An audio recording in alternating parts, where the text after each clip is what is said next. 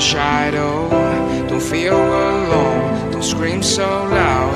We are living in this cruel world, broken but strong, gotta move on.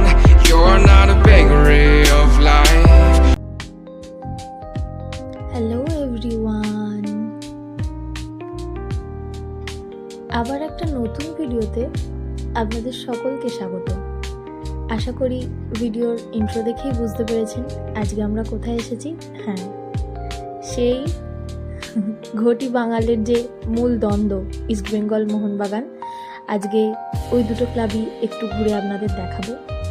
আজকে চলে এসেছি ইস্টবেঙ্গল ক্লাবে, ভেতরটা ঘুরে দেখছিলাম। মাঠে কিছু কিছু ছোট ছোট বাচ্চা অনুশীলন করছিল।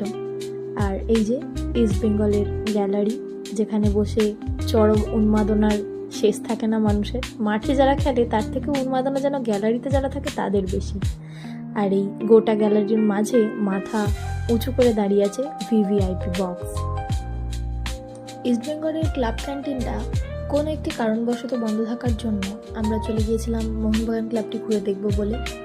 যতই বিবাদ থাকুক না কেন, উদ্দেশ্য তো এই একটাই না, বাংলার ফুটবলকে তুলে ধরা। আর এই যে সেই অমর একাদশ, সত্যি ওনারা অমর। স্বাধীনতা পাওয়ার জন্য একটা অন্যরকম প্রতিবাদ করেছিলেন ওরা, আশা করি সবারই জানা সেটা। মোহনবাগানের ক্লাব ক্যান্টিনে গিয়ে সেখান থেকে একটুখানি ঠান্ডা জল নিয়ে নিয়েছিলাম আর অর্ডার করে দিয়েছিলাম সুসিদ্ধ মাংস এবং সবজি সহযোগে একটা প্রিপারেশন, যেটাকে এখন আধুনিক ভাষায় স্টু বলা হয়।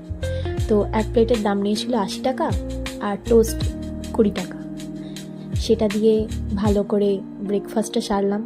সুন্দরই খেতে ছিল, আপনারা গেলে ট্রাই করে দেখতে পারেন। তবে এবার ইস্টবেঙ্গলের ক্লাব ক্যান্টিনের মেনুগুলো আপনাদের সাথে শেয়ার করতে পারলাম না, ওখানেরও খাবারগুলো কিন্তু বেশ ভালোই।